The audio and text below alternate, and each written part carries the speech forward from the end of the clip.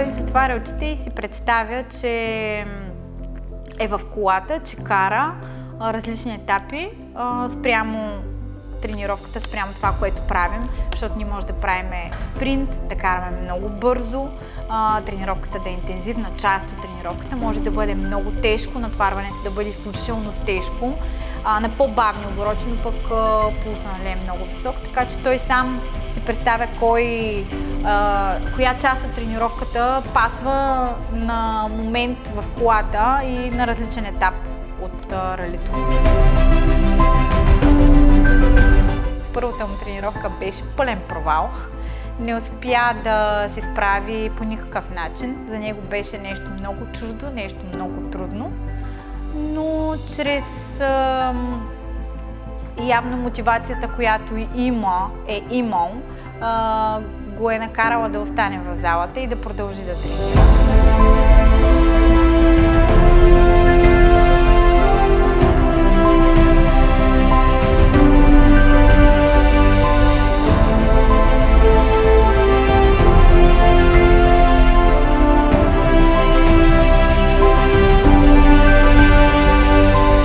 Вярно е, че като пристигнах колата бях много щастлив, защото това си е мечта да караш такъв автомобил от ранга на ВРЦ. То предполагам, че на всеки един пилот това му е мечтата.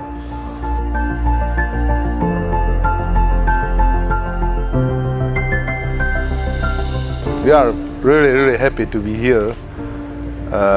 It's the second time. First time with Jordan was also first time for us in Varna, so in this beautiful city with a very good atmosphere, so we are really happy to be here.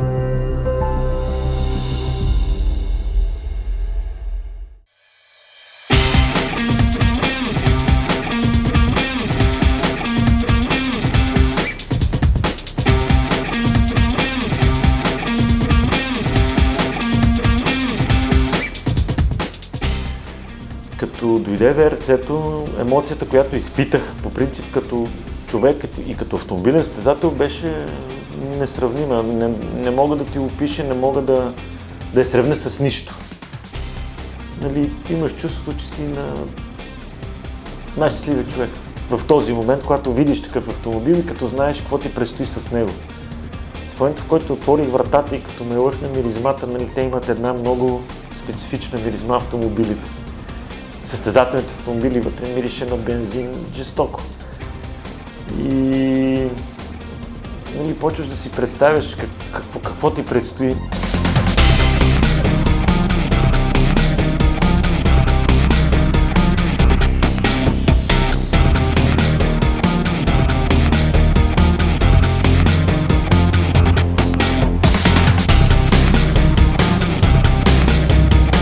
При мен проблема беше относно използването на ръчна спирачка, защото буквално след употребата на ръчна спирачка гасях автомобила. Пробвахме няколко варианта, в който примерно след употребата на ръчна спирачка съединител да е натиснат и след около секунда, след като се завърти автомобила, нали, да го пусне да подам газ. Така не се получи, колата гаснеше.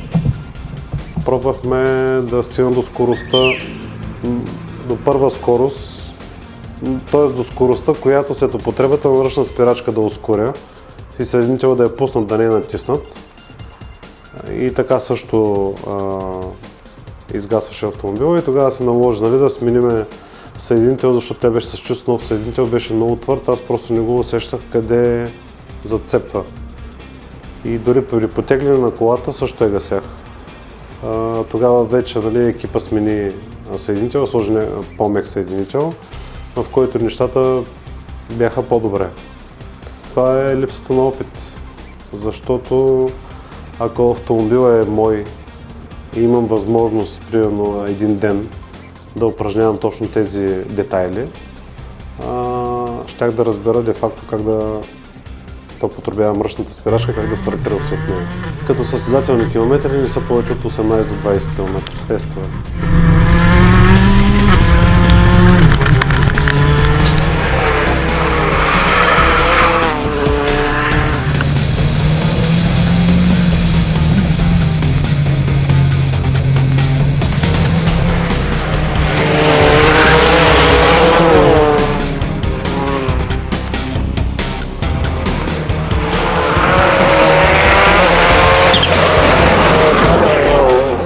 хората, които дават такива автомобили под наем, си пазят ресурса. Тя точно в този момент в старт и в потегляне от първа скорост, тогава най-се износва, най-се тормози и просто собственика на колата не ни допусна повече да го потребяваме това нещо. И трябваше в процес на състезанието да се уча.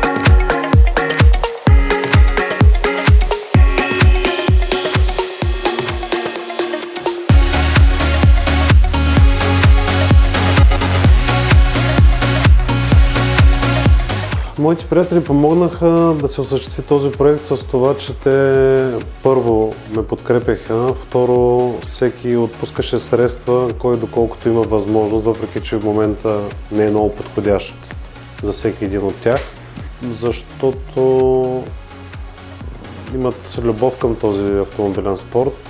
Имаха огромно желание тази кола да пристигне отново тук и да участваме в Рали Варна с нея.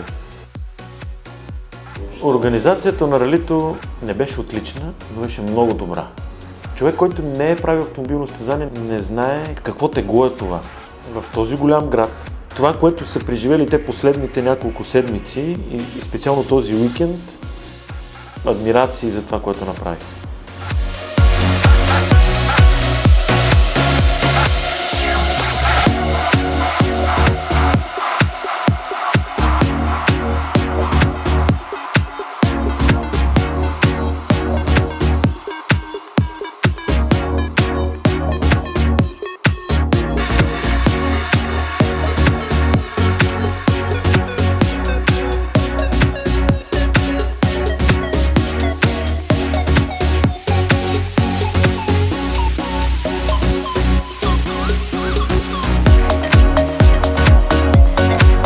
Това ми е било мечта да карам такъв автомобил. Още повече да участвам на Рали Варна, аз дори не съм си го и представил.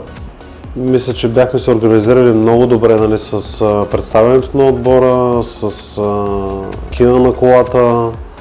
Страшно съм радостен, като видя толкова много хора и то в град Варна, защото аз съм от този град. Да, вярно е, за втора поредна година ще караме тази кола с подкрепата на всички мои приятели. Те им помогнаха супер много, за да видите тази кола тук отново. Надявам се да направим едно хубаво състезание, да зарадваме публиката, да направим една истинска битка помежду си и нека най-добрия победи.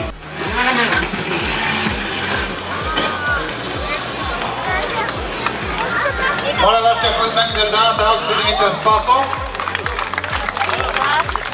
Като видях усмивките и ръкопляскането на публиката, вече това беше нещо, което аз не мога да го опиша, ако човек не го почувства.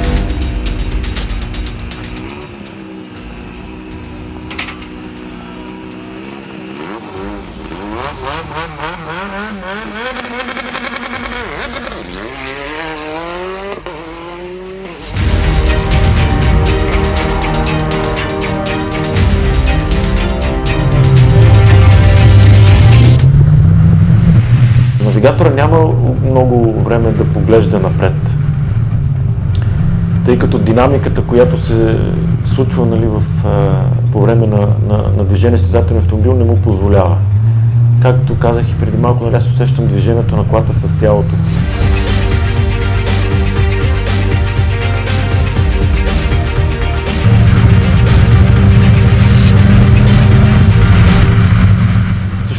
успях да погледна на самия скок в състезателния етап, тъй като там преди него и след него има дълга права.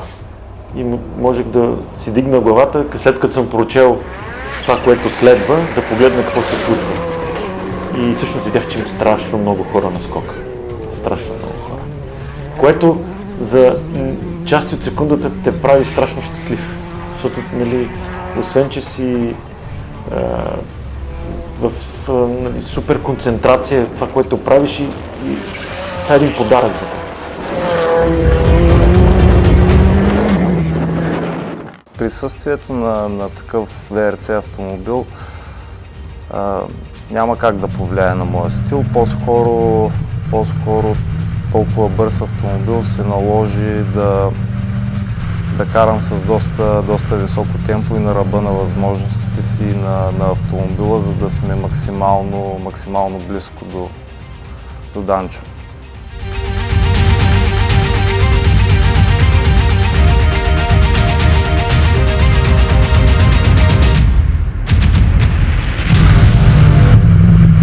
Гумите за отделните етапи бяха подбрани точно както трябва да бъдат. Даже бих казал, че бяхме един от екипажите, може би единствен екипаж, който имахме точните гуми за точното трасе. Имахме гуми специално за първите минаване на бялата вода, имахме гуми специални за минаване на ладжабан стил, имахме гуми специални за супер специален етап.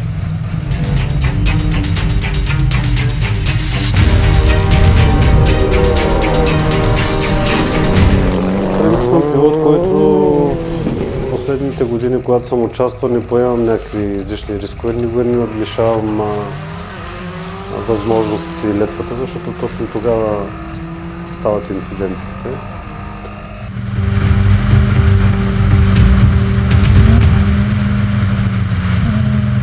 For sure it's the stress big and lot of spectators and lot of friends here. It's not easy for him, I know it. But he have to stay, be quiet and don't have to stress and really enjoy it. Every kilometer with WRC car, it's a dream for every people. So I hope that after the rally he will be so satisfied like last year in the sprint rally. And I hope, of course, that he will be on podium. So we do everything for him, and I hope that he will be also do everything for the car, because with the WRC car to work it's not easy. It's not easy. It's really complicated, and he have to stay quiet and enjoy the rally.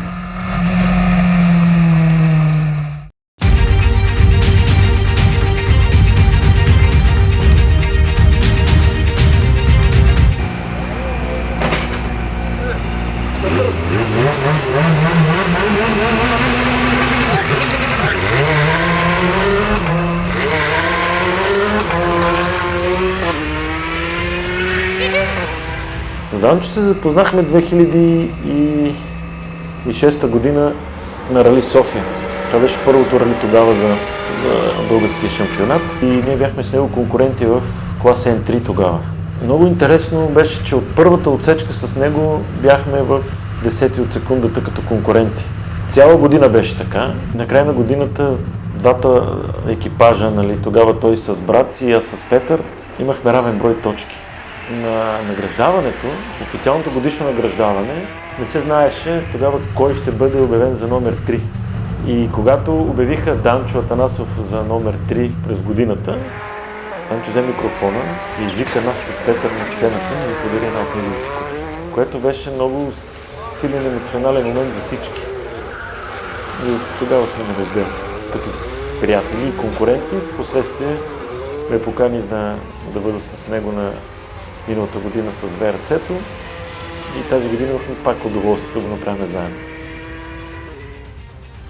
С Данчо сме се състезавали заедно, 2006 година. Карахме в клас N3, тогава бяхме доста състезатели, беше много атрактивна година и наистина удоволствието от състезанията беше страшно голямо.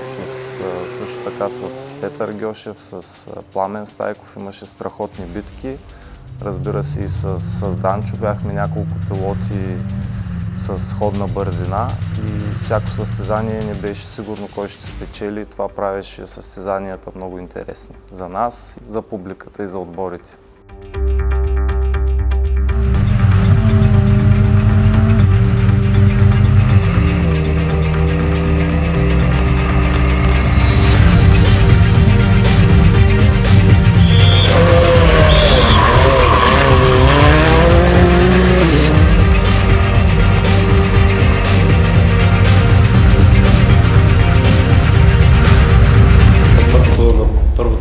Първата отсечка карахме предпазливо, защото за първи път караме макадам и за първи път караме тази кола на макадам. Финиширахме успешно, второто минаване малко дигнахме темпото. Така се случи при трети и четвърти етап.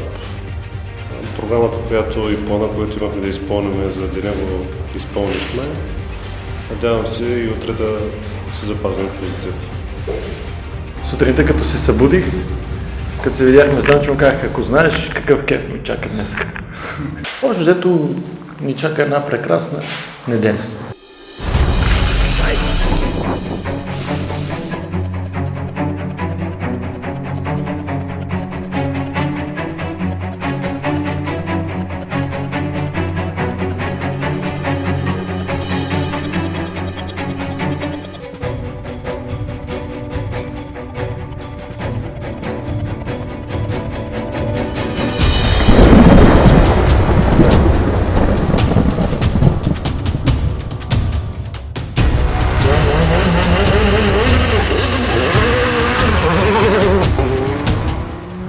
Имаше опасни места, които ги преминахме. Ние преминахме де-факто сложността на отсечката в този дъжд. Не, на дъжда първото минаване бяхме много предпазливи и аз много го спирах Данчо на спускането от шикана надолу.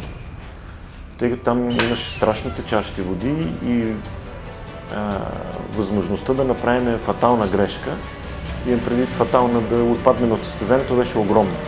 Докато стигнем до Т-образното кръстовище, дадахме доста от себе си. Просто няма обяснение точно тогава как изгасна колата. Наистина няма обяснение. Ще кажеш, че просто някой изгаси, не знам. Наистина няма обяснение. След финала на отсечката, след часовата контрола, буквално след нея на 5 метра спряхме в лявата страна. И аз просто се усетих как започва да текат сълзи, което не се беше случвало. Може би това ми беше най-трудният момент от състезанието, защото трябваше отново да се върна в него.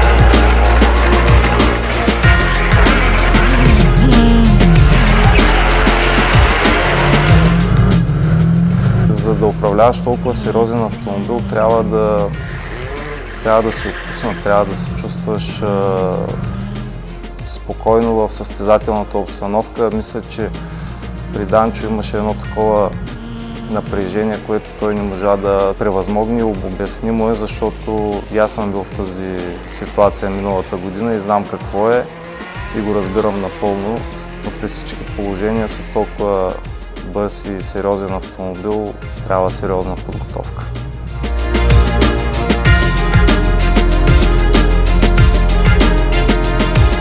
Според мен грешката не е в колата. Грешката е в самите нас. Може би на Данчо му липсваше супер спокойствие. Спокойствие, което ние трябваше да му създадем в бокса, нали, да не се занимава с нищо друго, да мисли само за карането, да изпита удоволствието. Това ние може би не успяхме да направим това. Може да съм много лош, но не давам, когато влезем в бокса, не давам никой да говори с него. Влиза си на спокойствие, сяда, хапва си, пие си. Той как минал там, как минал тук, да му разказват. Не искам. Миналата година много негови приятели ми се разсърдиха. Аз ги гоних от бокса. Защото по едно време бокса стана хаос и всеки идва и пита: ей, Данчо, там как зави, там как мина, брато, жестоко, супер, браво. И това нещо според мен натоварва хората. Данчо трябва да има спокойствие. Не само Данчо, всички пилоти трябва да им се създаде много спокойна атмосфера. Всъщност това е отбор. Той трябва да направи, да създаде атмосферата на пилота, да прави това, което може. Когато аз видях 9-ти скоростен етап, че се обикалят гуми, знаех, че там ще е страшен проблем за мен. И така си излезе. Де факто ние там си загубихме и състезанието. Но така явно е трябвало да стане, да.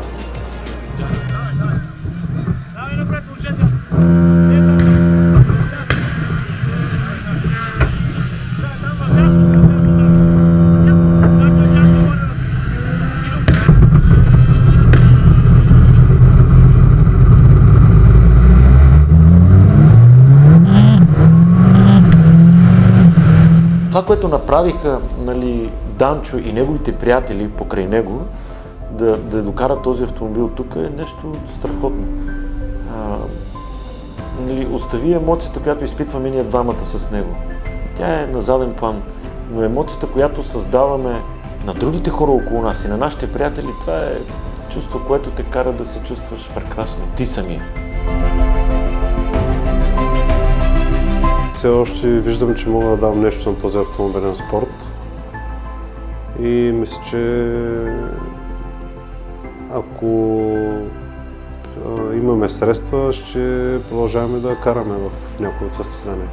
Аз винаги съм уважавал Данчо като състезател и като приятел и винаги за мен е било огромно удоволствие да караме заедно. Още повече тук пред варненската публика. Направихме страхотна битка. Първия ден 2 варненски екипажа оглавиха класирането, така че няма нищо по-хубаво от това.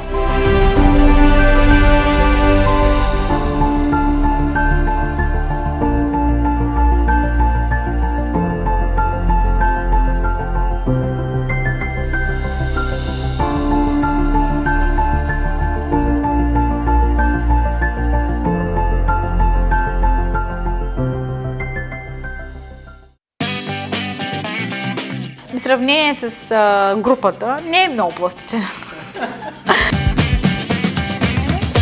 Но успя да бъдем.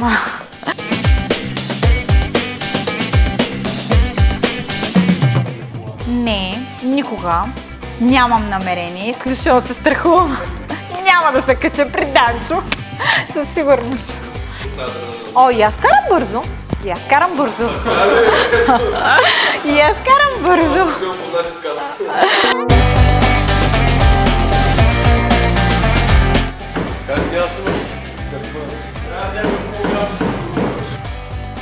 Без съединител, дърпаш и ръчата и да усетиш колата хубаво се отсече.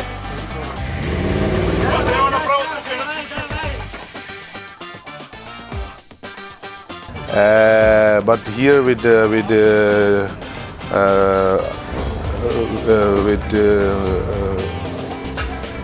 I don't know.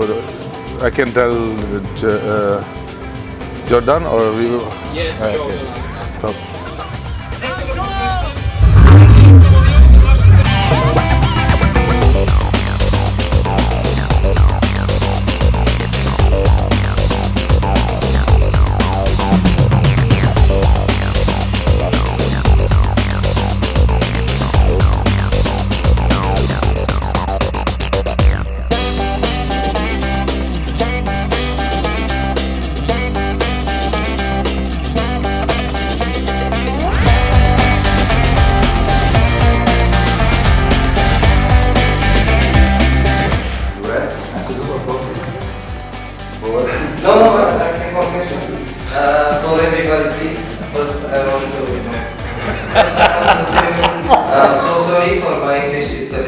But I want to ask you, yesterday on the open ceremony you see with the only one.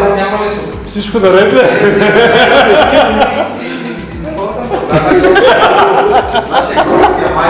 С арабски акцент. Because I need to practice my English, because my boss is going to leave, and I need to ask you for everybody. Yesterday on the open ceremony, you see the only one is credit photographer. Той не се изчерпа, разбираш ли? Today on the track, do you see another guy who is same crazy? Sorry, I don't understand. I speak only Russian. I don't understand. Okay. I speak only Russian. Това да не го даваш никъде. Моля ти се. Айде, повече! Забравихме биткова. Ние 15 минути ще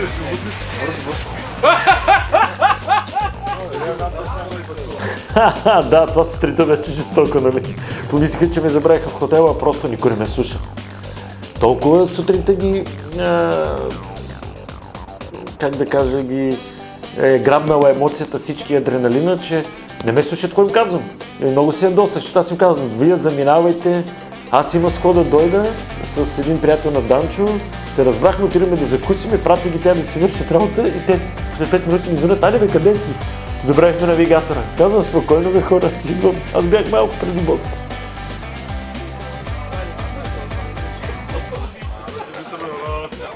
Къде?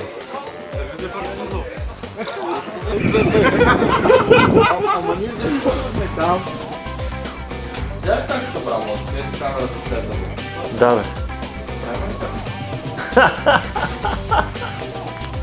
Опасен си. Ако не знаеш... Да, ако знаех, че записваш, ще да се газирам.